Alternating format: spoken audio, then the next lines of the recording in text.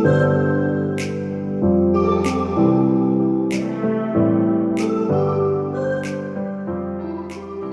everybody. Welcome to another episode of Hope Without Sight with your hosts, Sailor Cooper and Tyler Evans. yeah, this is episode 16 here. Still recording in Puerto Vallarta, Mexico. Well, on this episode, I have the talented Mike Martin, who has overcome so many challenges in adversity himself. And his bio says, specifically says 2020, right? Our favorite year. For obvious reasons. I never want to repeat 2020 again, right? No way. No, but he's overcome. He was dealt with the wrong cards in 2020, and he says through nature, which I believe nature is very powerful, he was able to cope with his challenges. Let's give it up for Mike Martin. Mike, how are you doing this evening? I'm doing great. I'm really grateful to be here, and I appreciate the opportunity to celebrate my work with you, along with the journey. Yes, that's right, because we're all on a journey together, because we have challenges ourselves. So give us a background. You've had mental health challenges, or that's because that's what it sounds like. So yeah, I mean, mental health, it's a scary word. It We is. all run away from it, but man, we all face it in one way or another. For me, it was a lifetime of depression and anxiety, and it's still things that I battle even to this day. But up until 2020, when I got that really horrible taste of bad medicine from nature, I hid under a mask and was a very different person because of that.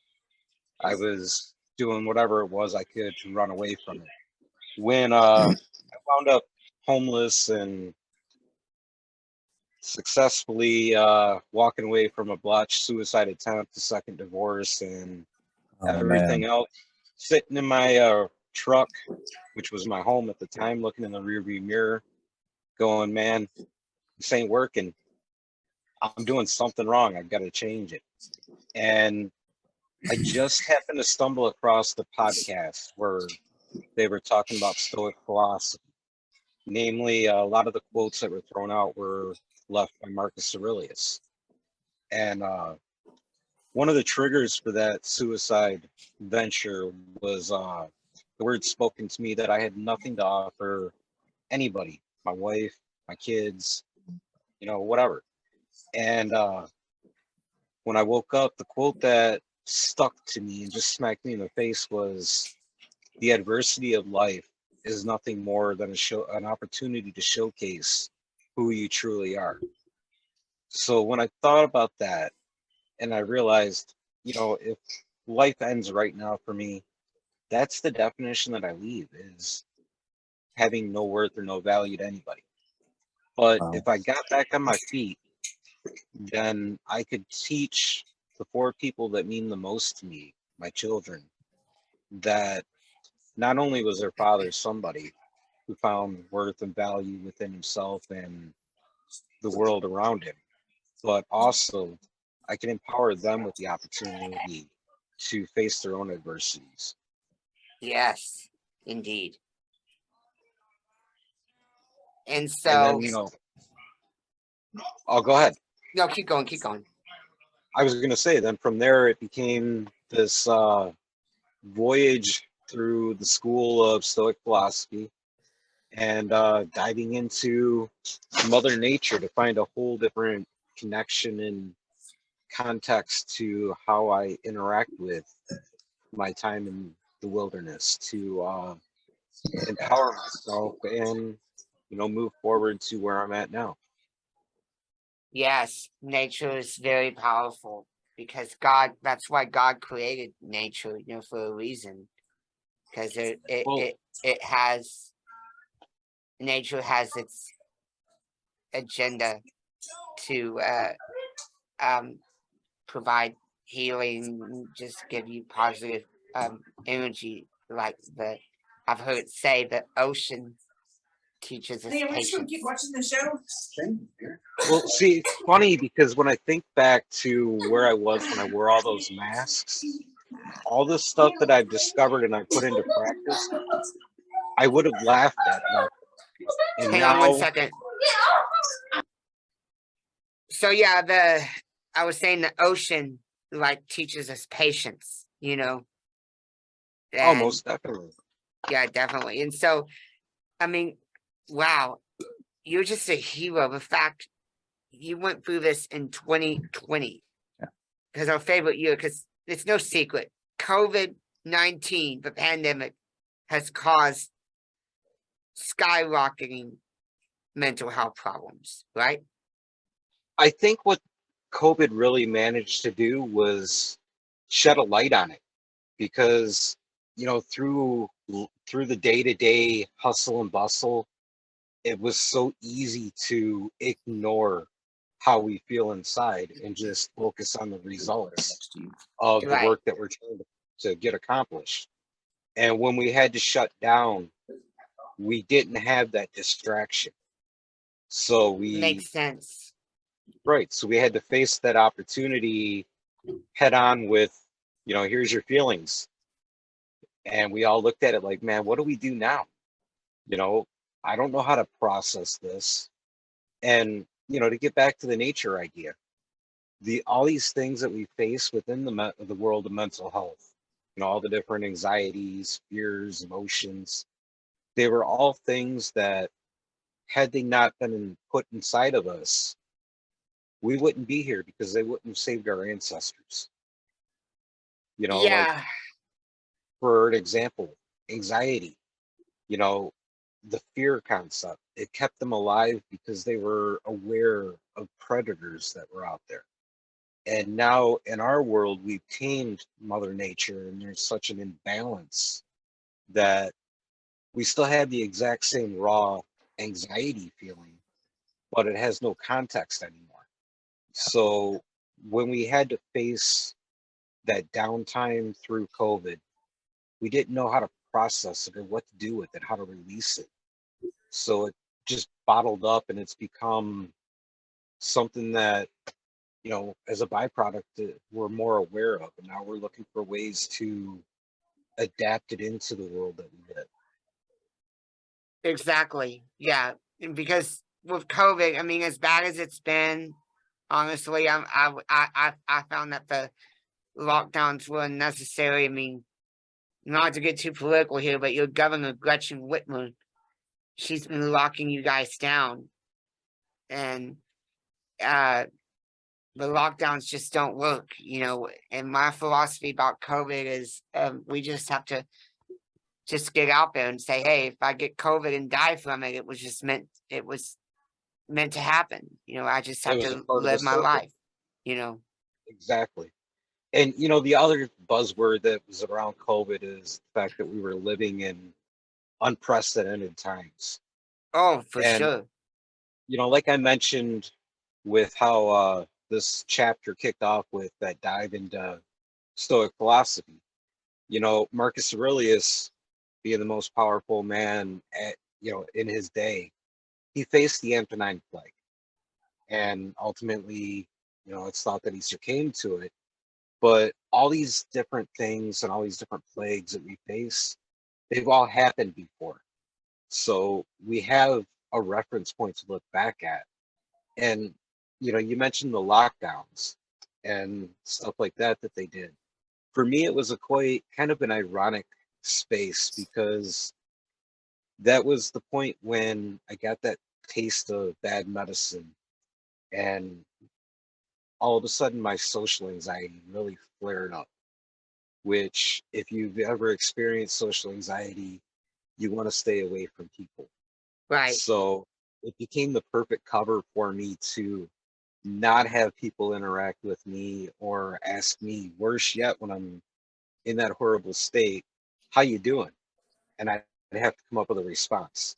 It gave me the opportunity to really focus and turn inward to start to find, I guess, find the connection with not only Mother Nature, but within myself, and be able to heal and go forward.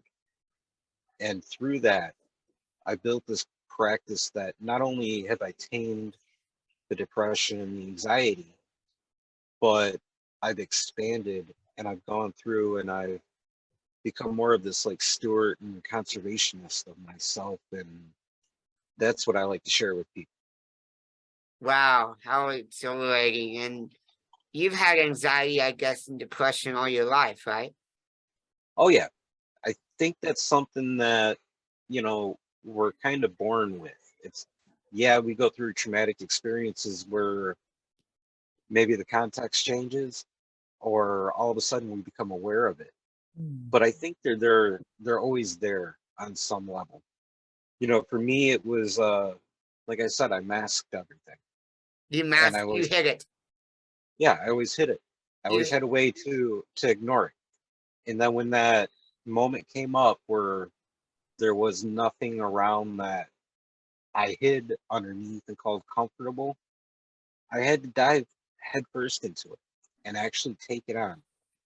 And there's a quote by Marcus from Meditations that I really love and think is a beautiful exploration of it, is the concept where one day he's sitting talking to himself about, you know, I overcame my anxieties today because they were within me and I had the option to do so. And that doesn't set out like this crazy standard where, you're, it the ability is inside of you, so just do it. It's a learning process. It sure is, yeah. And so you hit it, you hit it because of the fear of shame, the stigma, because that's often associated with mental illness. It's just a stigma out there, people just aren't gonna understand. You're absolutely correct. And that's what got me into this whole Project Mindfully Outdoors thing that I do, was the fact that through the hunting that I do, I hooked up with a group called the Servid Nation. And part of the requirements was having a social media presence. And I figured, everybody else does the how-tos or check out what I'm doing type videos and whatnot. I wanted to get into that stigma. I wanted to make it okay within the outdoor space because nobody really addresses it in a way that makes it safe to say, hey, I'm having a horrible day. I feel, this low and I'm ready to walk through that forever door. And they just deal with it on their own silently, whatever the outcome may be. That's where I was at. I wanted to do something about it. And I've done just that. I reached into the community and said, hey, let me be the support anchor. And it's mind blowing the number of people that have actually embraced and reached out, that I've had the opportunity to not only celebrate where they're at in the moment or where they've gone since then, but I also got to be that anchor of support. And I think that Amen. that right there is one of the key examples of what makes a circle or a tribe or a community, is that free flowing energy. And so what you're saying is you're making the world a better place by letting people know, hey, you're not alone and you're supporting them and all that. And I want to focus more on nature. You said nature has mainly helped you heal within yourself. In what ways? So like, would you go to the forest?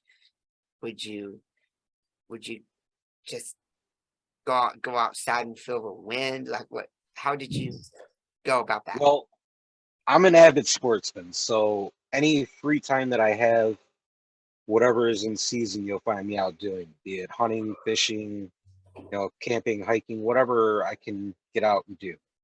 So those were the staples. And it kind of takes a little bit of a left turn there, because when I committed to actually walking a healing journey, I got into talk therapy. And one day in the course of one of the sessions, I was asked how I sleep, which me and sleep aren't friends. It was a horrible experience. Oh, had insomnia. Right, Wow. right. So the therapist suggested meditation. And at that point, just as the stereotypical thing, I laughed it off. I was like, yeah, that's dumb. That's not for me. And I got out of that session. I grabbed my crossbow, I went out back, and I started shooting. And something clicked because I realized, hey, in order to shoot, I'm focusing on my breathing. I'm also slowing my thoughts. Well, guess what? The two main aspects of meditation are breath and the slow process of thoughts. Yeah, that's what I've There you heard go. too. There you go. And when that happened, when I put two and two together, the next time that I was out, I believe this was summertime, so I was probably out fishing. I thought about the skill set that I learned as an outdoorsman and realized that, man, through those simple skills that you learn out there, you can really unlock so much in life that helps you to progress along these healing journeys, but also, you know, moving forward toward any goal that you're trying to achieve, be it, That's right. progressing through and getting a promotion at work, or any aspect of life. Yeah. And from there it kind of became this connection with Mother Nature that grew into this like spiritual aspect. And I realized that, as much as we use the blanket statement of mental health or mental illness, it becomes more of a internal thing where we get caught in the cycle of self-suffering. We like to tell ourselves stories that hurt. We like Yes. to tell ourselves stories that hold us back, that reinforce the limiting beliefs. But, especially on a hunting trip, you're out there and you're sitting and you're watching, you're observing. You see Yes. nature in its natural patterns. You see the way the animals engage with their surroundings, the way that the breeze moves through the trees. If it rains, you feel the rain. And all of these things happen without a story attached to them. Right. And, Exactly. and I learned that if you were able to just shift your thought process a little bit to more of a neutral level, you could do the same exact thing. And this time of year, it's it's it's the deer rut right now. So deer hunting is a big In thing. Michigan. Right, that's what I'm actually I just tagged out yesterday. So my season's over with. But I think to go even further with it, the deer is a great example of this because in the human mind, we tell ourselves the story that we live with inside these limiting beliefs, that we can't do much of anything outside of the box. And a deer, their position in the world is one of being a natural prey. So there's predators all around, right? And yet they move through the day and through the world in such a graceful and carefree kind of way, not because they're naive and they don't know that they're on the dinner menu. It's because they have confidence within themselves to how they'll react and respond. That is so Uh, cool. and because being a hunter, you're obviously trying to not to scare the deer away. But when they notice you, they smell you or they see your movement, they first they'll stand up and they'll gauge what's going on. And then when they feel threatened, they take off or they charge head on, whatever the case may be. And when you're going through anxiety, for example, it feels like that life and death decision, like what they have to make. But yeah, in our world, it's not, we're not going to die or get injured usually out of what we're afraid of doing. But it's the fact that we don't trust ourselves No. we second guess everything. We tie into that negative storyline. And if we could channel our vision to look through the eyes of a deer that is indeed facing life or death, and yet they succeed by running away, then what's to say we can't do it? Exactly. We should never second guess ourselves. Tyler, what input do you have to that? Well, I would say that for me, my trust is in the Lord Jesus Christ. That's what I believe. And that ultimately, whether we live or die, we can live confidently knowing that he has us in his hands, and that one day he's going to call us home to be with him forever for those who believe. The way you said it was even so gentle there, Matthew, Tyler. Now, Yeah. see though, I wanna make a point about that though, because what you just said, Tyler, is this concept of relinquishing. You know, you've relinquished yourself to that belief, and that's the process of your circle. You Yeah, know, you're born, exactly. Exactly. you're born, Just like you have a circle, right. circle that you have a circle of guys and gals, like a community of people. Everyone has a community of people somewhere in life, you know. Basically, it's really unique in that you can have great relationships with people with even differing beliefs than you, and you can still agree to disagree, and that's okay. You're Yeah. correct. Yeah. But then you can also have a group of people who share a common belief with you, the same belief. You know what I mean? And that brings to mind a quote from Seneca about people that you surround yourself with. Is it's your job as people come in and out of your story to constantly be the judge, the jury, and the executioner. You Right. you know, you explore that relationship and see what it is that you're intended to learn and gain on an emotional level from it. And Exactly. then you assess and become the jury about whether or not it's achieving the bullet points that are helping to continue your story in a positive, healthy manner. And if it's Oh not, yeah. then you know it boils down to being the executioner. You Right. cut the cord, and you know I think that's something that is really become a kind of the ending point of COVID, is we're becoming more aware of that concept of, Exactly. Yeah. Well, you know, I truly believe that coronavirus was not as bad as they said it would be. Sure, it was bad. Sure, it was deadly for some, but it was not nearly as bad as people said. It wasn't the plague. It wasn't like the Spanish flu, which killed, what was it, 500 million people? Something like that. It was a lot of people who died. It wasn't the worst of all diseases. And yet people wanted us to believe, oh, it's just this horrible disease. You got to be locked up, got to be this, got to be that. You know what I mean? And no, I feel that definitely. because of that, the mental health of this country has declined.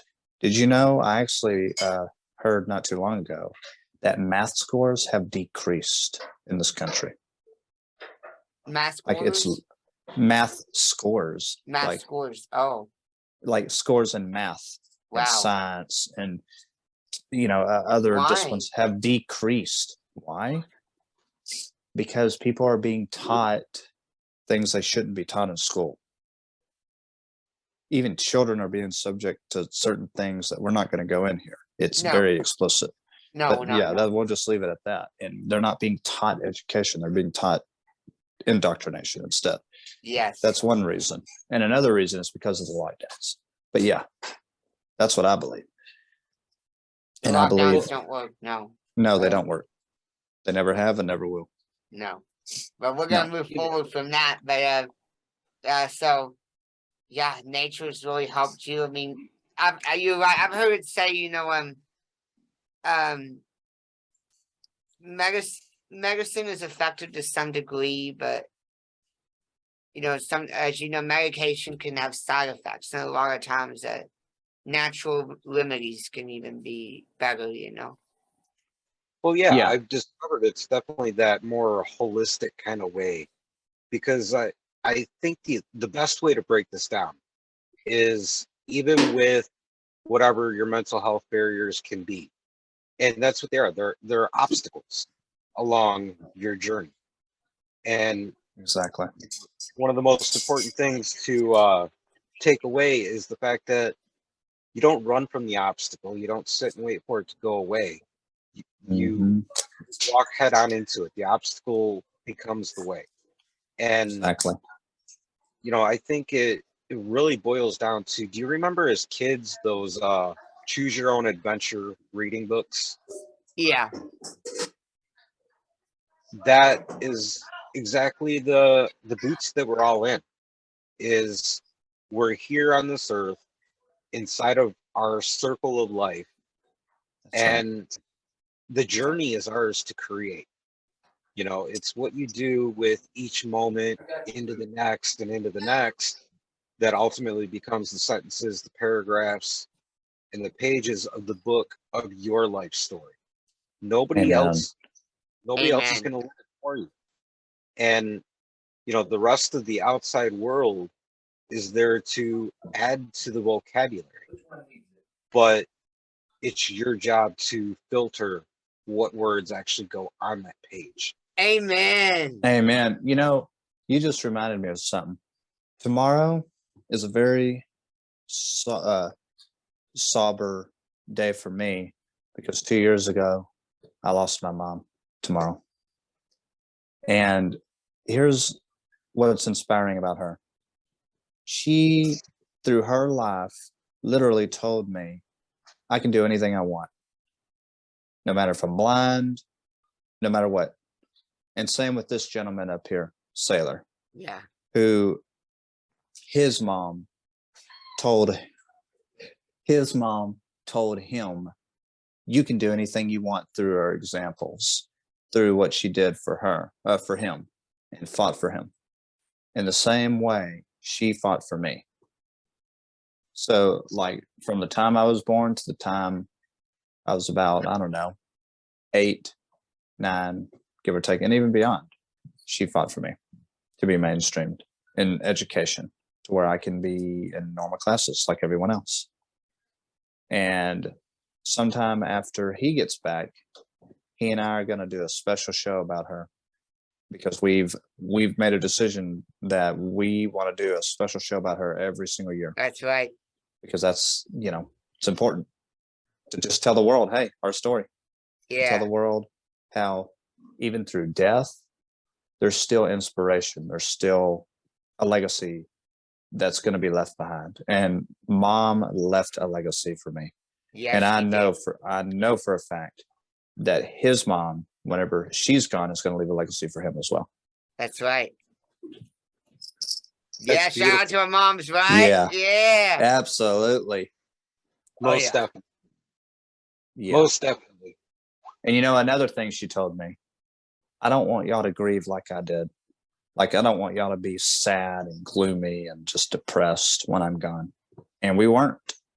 We were sad, sure, but it was for a moment. And we're going to be a little sad, of course. But she didn't want us to suffer like she did. She literally got sick whenever her mom died, like pneumonia sick. And it was like, man. And she was like, I don't want y'all to do that. No.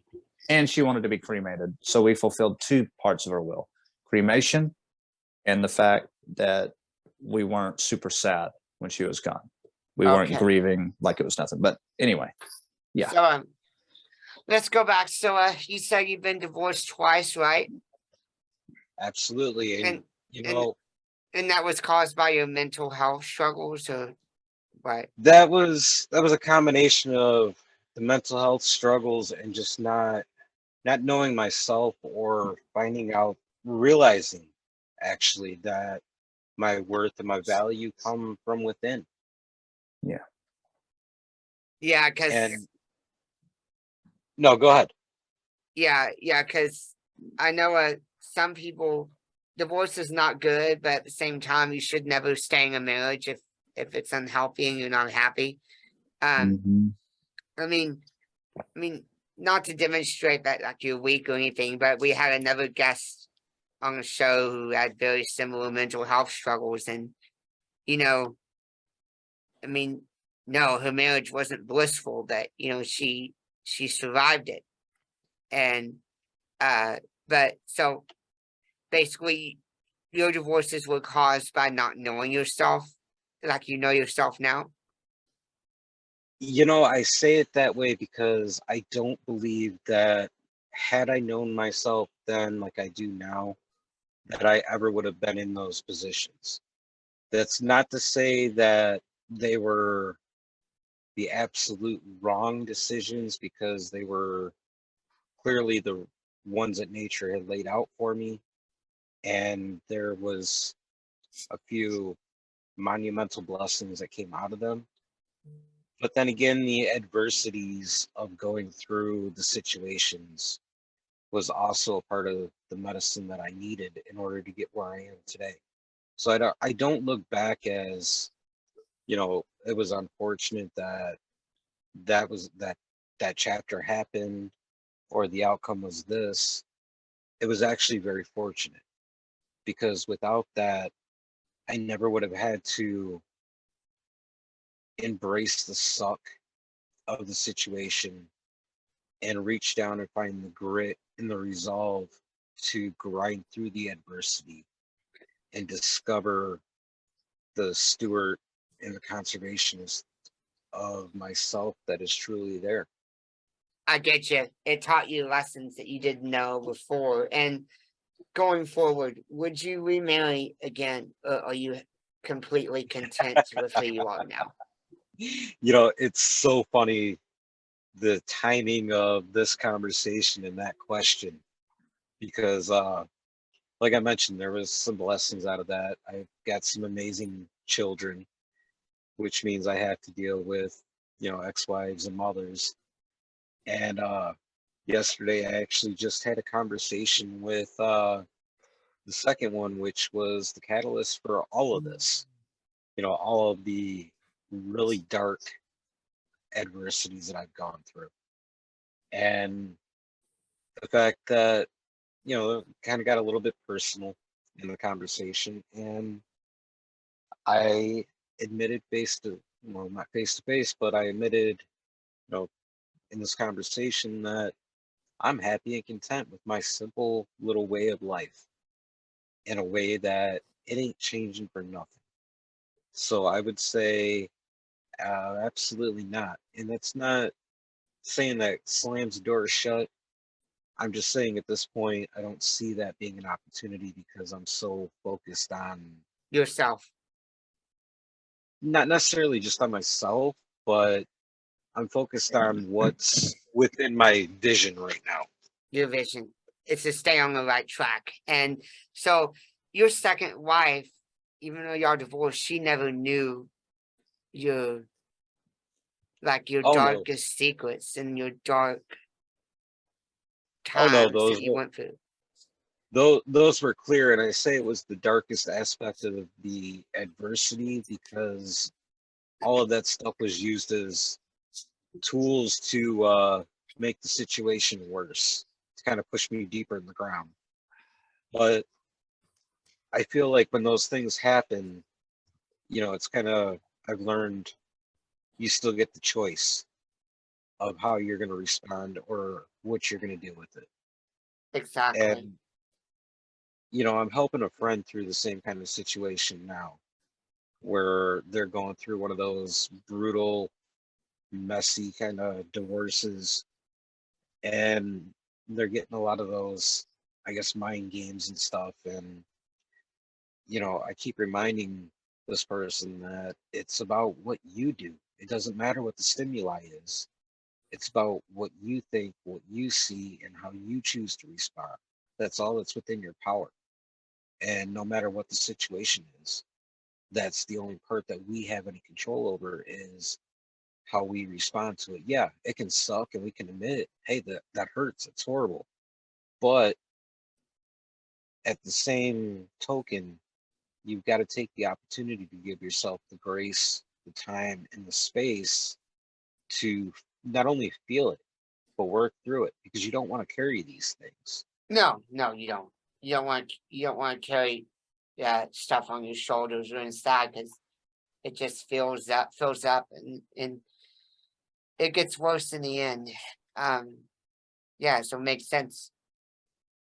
But yeah, on the subject of marriage, like not only Tyler and I, we've never been married, we've never had a girlfriend before or anything. No, the closest I've had to a girlfriend is taking a girl to homecoming when I was a junior. And but It was nice. yeah, She but was really sweet. Her name was Megan. I had a crush on her. But- I'm gonna admit.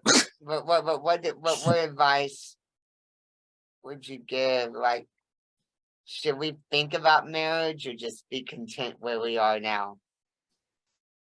I think that's a very personal kind of answer because everybody's situation is different. But I think that the underlining thing to really truly consider is taking the time to look internally, turn inside, and make sure that you're not finding your value based on the relationship that you're in.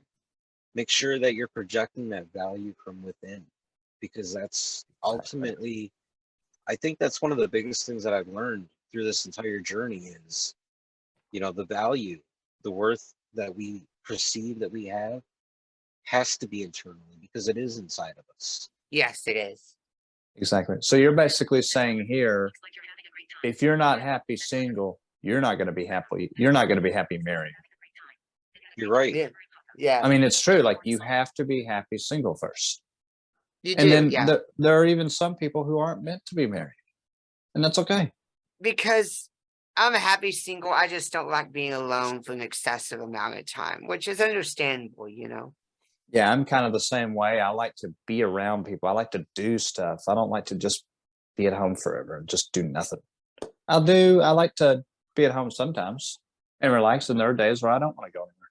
But a lot of times I love to be out, It's funny because this conversation now brings up like the idea that I struggled with for a long time about my time in the woods, because when you go out there, you seek isolation. And, years back before this whole chapter started, I can't say that I truly enjoyed that isolation. I want to say that I probably was more distracted and fearful of the idea of sitting alone.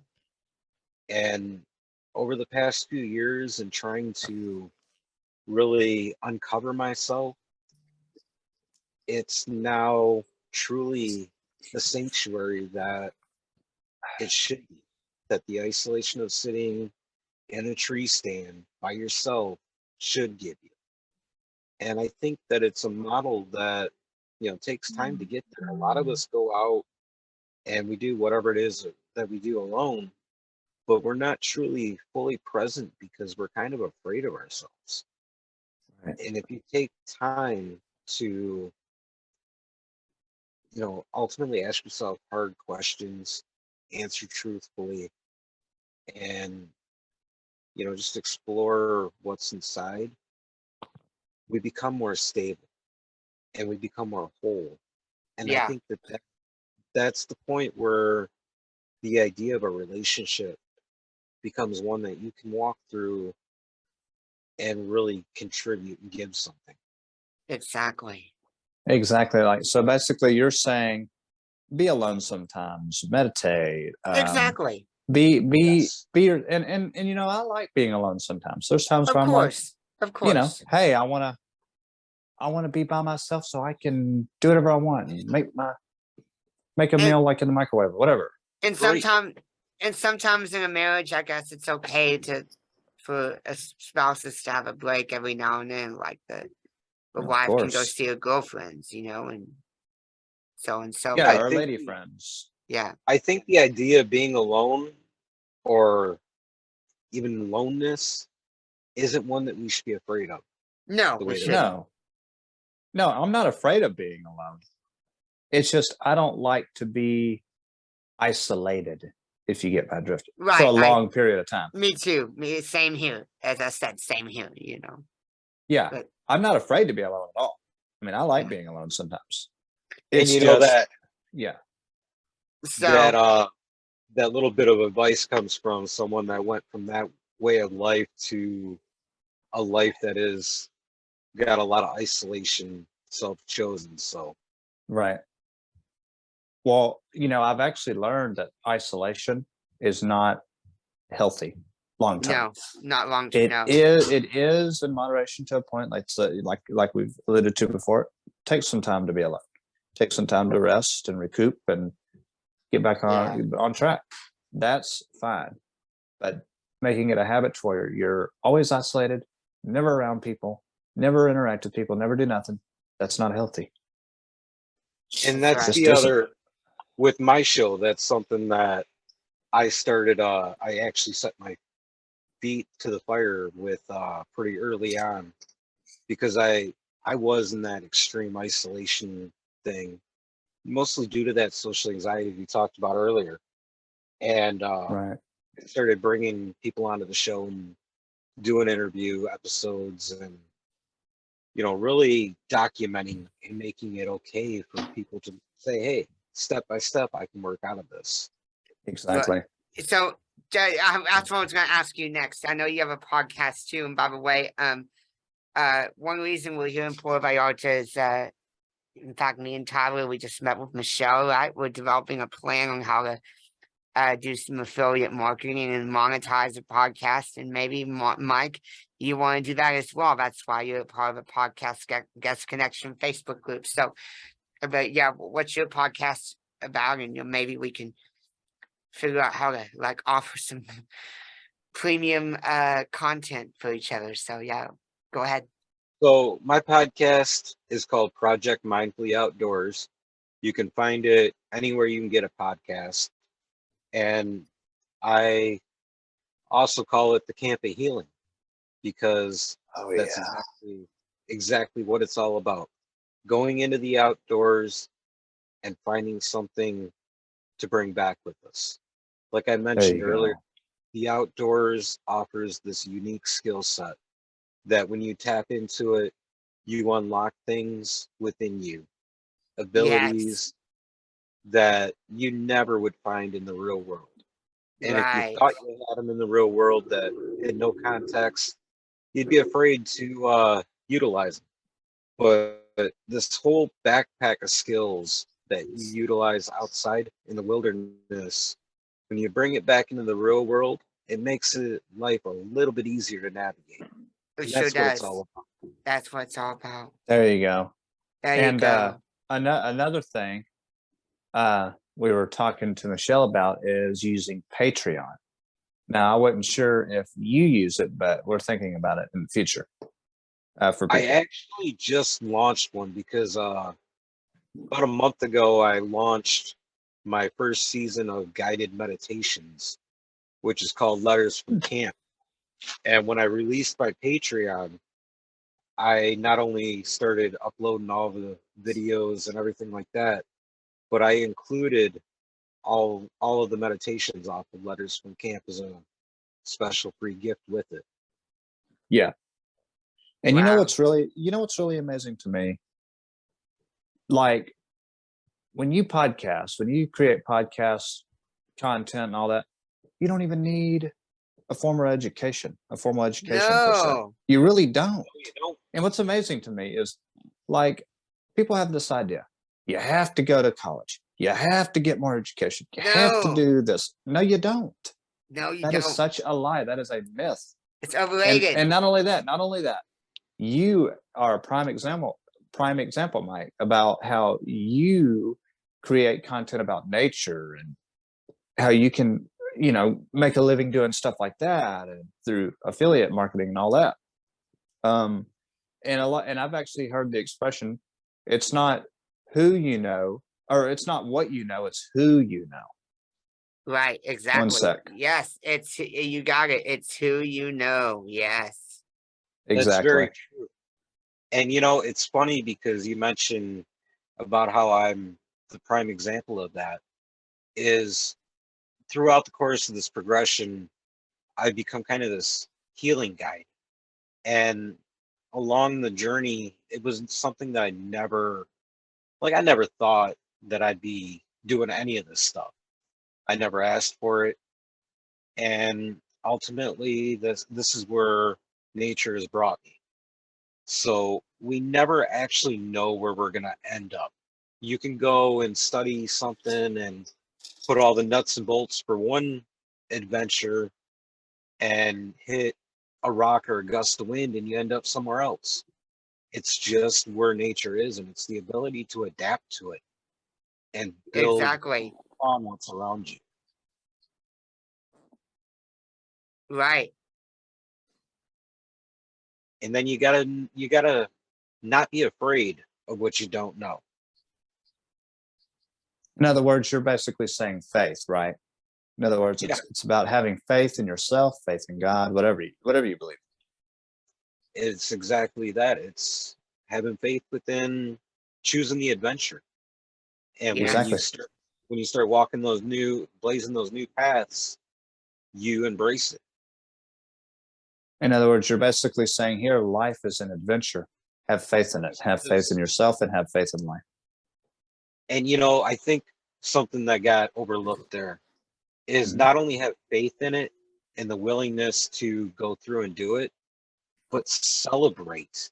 Right. Celebrate. Enjoy it. That's right. This is Enjoy it. whatever it is you're doing. This is what nature prescribed specifically for you. And make it your own.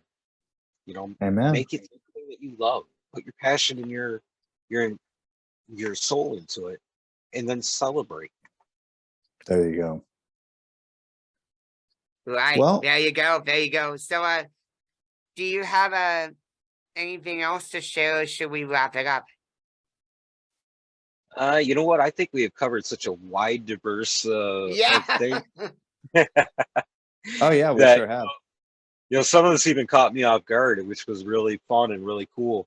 Yeah. But I Oh think yeah. honestly, one thing that I would like to leave your listeners with, and it's actually something that I put together recently and shared on my website, projectmindfulloutdoors.com. And it talks about one of my spirit animals, which is the goose. Because, when we see a goose, it looks rather unimposing, right? And, we kind of take it for granted. We see them fly overhead in the morning, see them down in the parks or along the river, but we never really truly consider the qualities of a goose, because if we did, there's so much that they can not only show us to help us grow, but also remind us of what's inside of us. Right. And Amen. Amen. a great Amen. example of that is their migration pattern. When they migrate south for the winter, think about how hard and long of a journey that is. Not only is it stressfully or physically stressful, but you've got to worry about hunters across the flyway, other predators and whatnot. And when a goose goes down and gets hurt, there's many goose out of the flock that'll stay with them. They stop right there. And when that goose that gets hurt is tended to and returns to flight, that's when they go back to their goal. So they put their goals on hold because there's a need for someone Yes. within their circle. There's a need. And I think that, and the need or the goal is still there. Once that member of the flock is tended to, they get right back off and they achieve their goal. And I think humans, all of us as a tribe, would do so much better just by bearing that in mind. That's right. We will all do so much better for sure. Yeah. Those are some good analogies there. Now, a final few questions I want to ask you. Your mental health now, it's stable. I mean, surely you still have, hard days, but it's stable overall as compared to where it was back Oh, in there's 2020, definitely, right? yeah, there's definitely ups and downs, but it's definitely, I've learned to discard a lot of it and be able to control it because it's within me. It's Exactly. part of my Yeah. story. I've accepted it. Wow. Well, if you have nothing else to cover, please, the question I ask all the guests to close out. What advice do you give? Would Tyler, I've said it enough. You ask it. Take it away. Okay. What advice would you give our listeners who are struggling in life, who don't know where to go, There you feel go. discouraged, Thank you. Thank you. who basically feel discouraged? Who feel discouraged. Mm-hmm. First of all, slow down because you're probably running too hard down that path. Exactly. Secondly, allow yourself the grace to understand that whatever it is that's discouraging you right now is only here in this moment. When you stand back up and you take the next couple of steps along your path, you're handing that discouragement over to death. It's no longer with you. Right. Once a moment is lived, it's gone. It's not coming back. So therefore, those next steps forward give you an opportunity to start anew and to define what they're going to look like for you. There you go. There you go. The past is the past. So focus on the now. That's correct. Now we can learn from the past, sure. Yes. But We can learn valuable lessons from it, but we don't dwell on it. Exactly. So there you go. All well, right. thank you so much for allowing us to interview you tonight. Yeah, thank you so much for being on the show. And also, I want to advertise part of affiliate marketing, right? Yes. I want you to attend Palooza. I don't know if you've heard of it. It's an amazing, incredible event. And the next one's in January, where 100 podcasters get together and you can be a general attendee, or you can attend the main stage with speakers, or you can be a featured podcaster where you can be a VIP and even a featured podcaster where you can interview people or be interviewed on up to 5 different podcasts like this one. You don't want to miss it. Right, Tyler? It's January 17th, the next one, right? That's right. It happens to be the day after MLK Day, Martin Luther King Day. Yeah, it's the day after MLK Day. And if you want, I can put the link in the chat now, or I can even send it to you in an email. Yeah, just shoot everything to me in the email and I'll get back with you on every bit of it. Yeah, all right. for sure. Yeah, awesome. So but yes, I've enjoyed having you on Hope Without Sight. Yes. Oh, indeed. brothers, this has been an amazing conversation. I've loved it. It's been a pleasure to be able to celebrate our work together. Absolutely. Yeah. And once we sign up with Patreon, you'd be able to possibly, if you wanted, you could probably be an affiliate potentially. Who knows? Yes, you sure can. Yeah. We would love to have you as an affiliate. Yeah, that would be great. I would definitely love to do some more work with you. All right, sounds good. Yeah, well, I hope you have a wonderful Thanksgiving. You too. Exactly. You have a wonderful Thanksgiving too. Everybody, give it up for Mike Martin on Hope Without Sight, episode 16. Peace out, everybody. Thank you guys. All right, bye-bye. All right. We hope you feel renewed, inspired, and encouraged, like you can just carry on and conquer the world. Please hit the subscribe button on all platforms and tell your friends and family to do the same. Blessings to all.